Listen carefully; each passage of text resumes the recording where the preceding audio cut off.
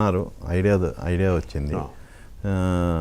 So దాన్ని implement చేశారు, writer గారితో మాట్లాడారు, కథ అనేది ప్లాట్ దొరికింది, దాన్ని ఇంప్లిమెంట్ చేశారు, ఒక రూపం తీసుకొచ్చారు, స్టార్ట్ చేశారు. కానీ దాన్ని ఇంప్లిమెంట్ చేసి స్క్రీన్ మీద తీసుకొచ్చి రిలీజ్ చేయడానికి మీకు ఎందుకు 3 ఏళ్ళు పట్టింది? ఆల్మోస్ట్ 3 ఏళ్ళు పట్టింది. మీరైతే బాగా తెలుసు అన్నీ మీకు. యాక్చువల్గా ఫస్ట్ దీని గురించి చెప్పాలంటే కొంతమంది వ్యక్తుల గురించి ఫస్ట్ చెప్తాను, దాని తర్వాత ఎందుకు టైం పట్టిందని చెప్తానండి. ఓకే.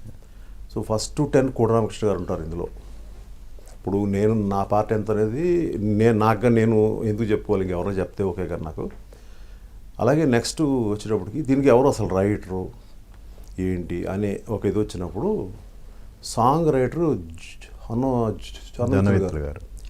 ఆయన జొన్నవిత్తులు గారు నేను కోటరామకృష్ణ గారిని మీట్ అయినప్పుడల్లా ఎప్పుడన్నా వేరే ఫిల్మ్స్కి అట్లా ఆయన దగ్గర వర్క్ చేస్తూ ఉండేవారు. సో ఆయన సజెస్ట్ చేసింది ఇలా పెట్టుకుందామండి బాగుంటుంది అంటే, అప్పుడు బేసిక్గా స్టోరీ డిస్కషన్స్లో కూడా పెట్టుకుని ఆయన తోటి రాయపించి ప్లస్ మన అందరికి కలిసి కూర్చుందాం సార్ అని చెప్పి చేసి, దాని తర్వాత ఆయన స్టోరీలో ఇన్వాల్వ్ అవ్వడం వల్ల సాంగ్స్ కూడా స్టోరీ తగ్గట్టుగా ఆయన అది ఇంకా పాటలు ఆయన రాసిన విధానం అయితే చాలా ఎక్స్ట్రాడినరీ అండి. అంటే ఇప్పటికీ గుర్తుండే పాటలు అండ్ స్టోరీని చాలా బాగా ఎక్కువ ఎలివేట్ చేసే పాటలు.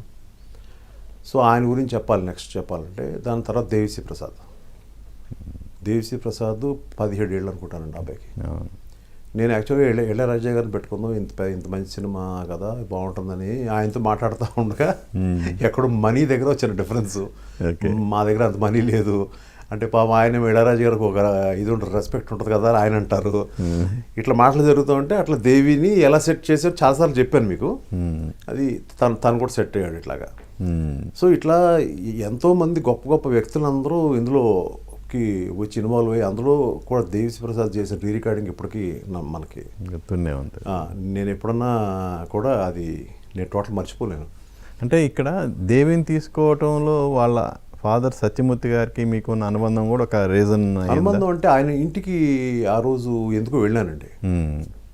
ఆయన దగ్గర నాకు ఏదైనా చిన్న టెన్షన్ ఉన్నప్పుడు, నాకు ఇంతకుముందు రాశారు 1-2 ఫిల్మ్స్ రాశారైనా, బాగా ఫ్రెండ్.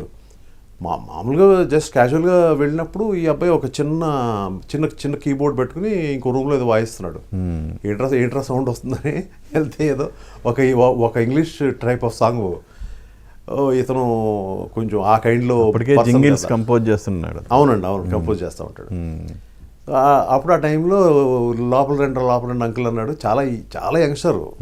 సరే నేను వెళ్ళి లోపలికి వెళ్ళి కూర్చుని అవి చెప్తా, ఎందుకన్నా తెలీదు, సాంగ్ సిచ్యువేషన్ చెప్తాను, నువ్వు ఊరికే సరదాగా చెయ్యి అని అన్న. అంటే అలాగే అంటే సాంగ్ సిచ్యువేషన్ చెప్పాను, వెళ్ళిపోయాను, కూర్చొని అయిపోయింది. ఒక 2-3 డేస్ తర్వాత ఎప్పుడు మళ్ళీ కాల్ చేశాడు నాకు. అప్పట్లో ఈ ఫోన్స్ గిన్స్ ఎక్కువ పెద్ద ఉండే కాదు కదా, ల్యాండ్లైన్. సో ఆ రోజు కొంచెం లైట్గా రైన్ పడుతుంది. ఉంటే అంకుల్ ఇలా రెడీగా ఉంది, సరదాగా రండి, ఇక్కడ ఇందులో వినిపిస్తాను మీకు, కొంచెం చిన్న స్పీకర్లో ఇక్కడ కొన్నాను నేను, అది ఇదని అన్నాడు. సరే అని చెప్పి బయలుదేరేటడికి పెద్ద రెయిన్ స్టార్ట్ అయింది. అక్కడి నుంచి వాళ్ళ సందులోకి వెళ్ళాలంటే కొంచెం బాగా ఎక్కువ బాగుంటుంది. నేనే కారు తోలుకుంటే, అంబాసిడర్ కారు అప్పుడు, ఆ కారు తోలుకుంటే మధ్యలో వచ్చేటడికి వాటర్ అంతా కార్లో వచ్చి ఆగిపోయాయి. ఇది రైట్ సిమ్టమ్ కాదు, ఎందుకు అంత యంగ్స్టర్కి ఇచ్చి మన తేడా జరుగుద్దేమో అని చెప్పి కారు దిగి ఇంత లోతుంది నీళ్లు. సరే మెల్లగా వెనక్కి వెళ్ళిపోదాంలే అని చూస్తే అక్కడ దూరంగా ఏమో ఆటో ఇటో కనిపించట్లేదు, ఎందుకో తెలియదు. ఎందుకో వాళ్ళ ఫాదర్ ఫేస్ గుర్తొచ్చింది నాకు. సరే ఒకసారి కాసేపు ఇప్పుడు ఎలాగో వచ్చా కదా ఆయన దగ్గరికి వెళ్దాంలే, ఈ ఊరికి ఎనేసేసి నో అని చెప్పేసి వెళ్ళిపోతానులే అని చెప్పి మళ్ళీ అక్కడి నుంచి ఆల్మోస్ట్ ఈత ఒక 1/2 కిలోమీటర్ అది వెళ్ళి, అది దట్ ఈస్ కాల్డ్ డెస్టినీ అండి.